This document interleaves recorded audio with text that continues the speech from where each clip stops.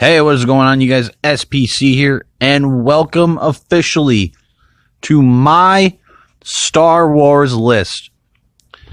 Now, guys, it's been a while since I've tried making this video. Of course, obviously, Solo just came out a number of months ago.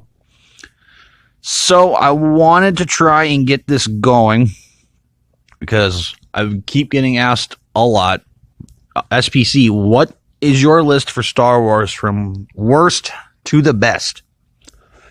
And finally today, guys, I have finally just cracked down and finally got this video going. So, and once again, like I've said in previous videos, guys, these are just my opinions on from my favorite to least favorite.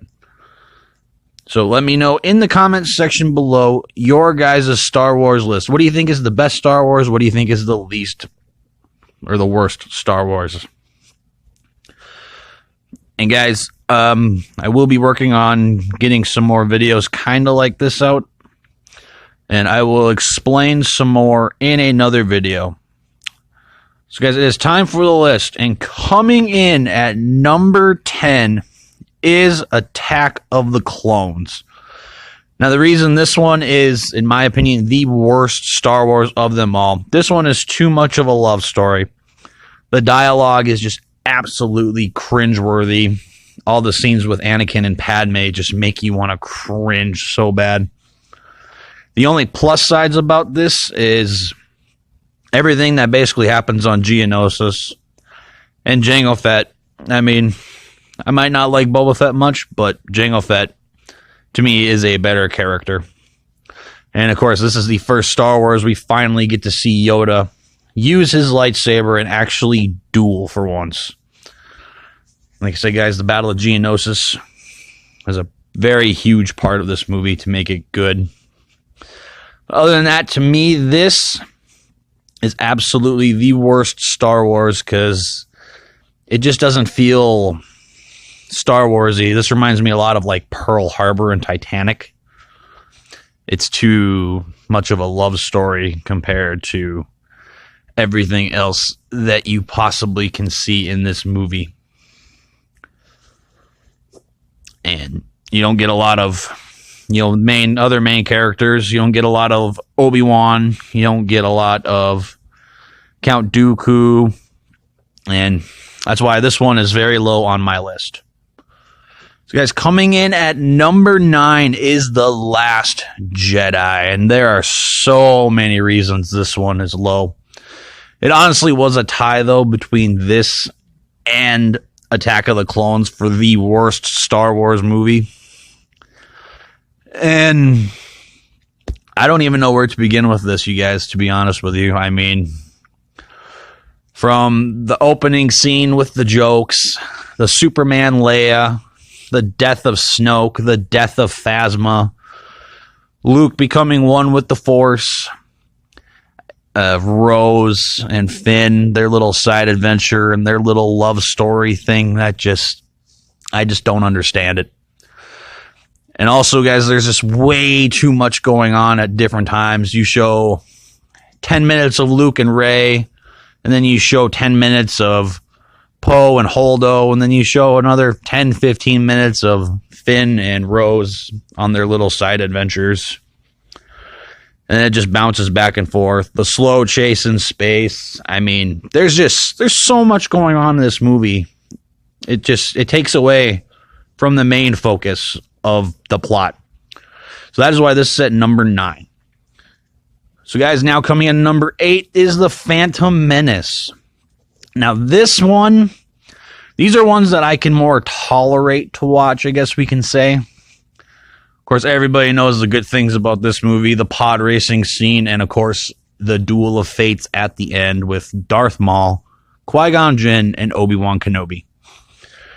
Obviously, too, guys, there are downfalls to this movie. Obviously, you see one of them in the corner, Jar Jar Binks, everyone's least favorite Star Wars character of all time. But guys, this one we get to see a young Obi-Wan Kenobi. We get to kind of see his rise as well as Darth Vader's. You get to see young Anakin. Him and his scenes with Padme in this movie are also kind of cringeworthy. It's basically like a 6-year-old kid hitting on like a 13-year-old. That's just kind of strange. And of course, guys, we got the space battle above Naboo, the entire battle of Naboo, and as I said, the Duel of Fates. And also we show how C-3PO and R2-D2 officially meet. And of course, 3PO has nothing on. And that's why this one, you guys, is at number 8. Coming in at number 7 here is Return of the Jedi. Now, guys, for the longest time, this used to be my favorite Star Wars movie. I don't even really know why. I think it's because as a kid, of course, probably the Ewoks, most likely. But guys, this one, it just ends everything for the original trilogy. You get the final battle of Endor, the destruction of the second Death Star. Of course, you get to see everyone go and try and get Han away from Jabba the Hutt, and we actually get to see Jabba the Hutt for quite a while in this movie. He basically takes up the entire first half an hour. And guys, of course, as I said, the duel between Luke and Vader, everything on Endor. And plus, this movie goes up a little bit more now that I played the campaign on Battlefront 2. I mean, obviously, it doesn't entirely tie in with the Return of the Jedi, but you also get to see how much more powerful Luke became from Episode 5 all the way to this one, and it's about 6 months after everything that happened on Bespin. So, guys, that is the number 7 pick. Coming in at number 6 is Solo, a Star Wars story. And guys, the reason this one is higher up on the list, personally to me, I enjoyed it. I really liked Solo. I mean, yeah, it bombed at the box office, but to me, I don't care how well it does. I don't care if it made $50 million. I don't care if it made $500 million on opening weekend. I just go to see it because it's a Star Wars movie, and I just want to see how it is. And this one definitely exceeded my expectations. Alden Ehrenreich, I think that's how you say his name. I'm not quite sure. My personal opinion, played a fantastic Han. He's the reason I was so scared for this movie. And of course, Donald Glover played an excellent Lando. You get to see how Chewbacca and Han met. You get to see how Han officially gets the Millennium Falcon. And you get to see how he becomes one of the best smugglers in the galaxy. And of course, guys, we get to see the very famous Kessel Run that is constantly talked about in the original trilogy. We get to see the 12 parsecs and so forth. But guys, this was a fun Star Wars movie, so that's why this is at number 6.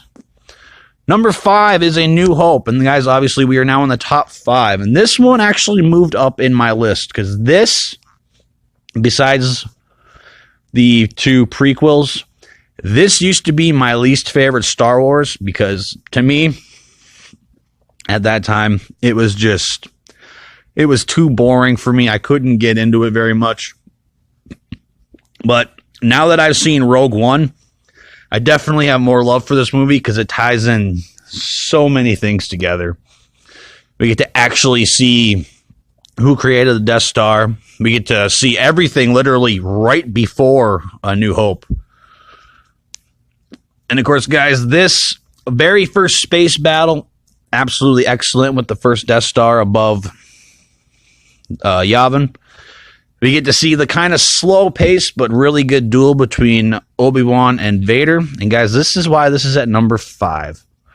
Coming in at number 4, The Force Awakens. And oh man, honestly, guys, it was really hard to pick where this should go because, guys, I absolutely loved this movie.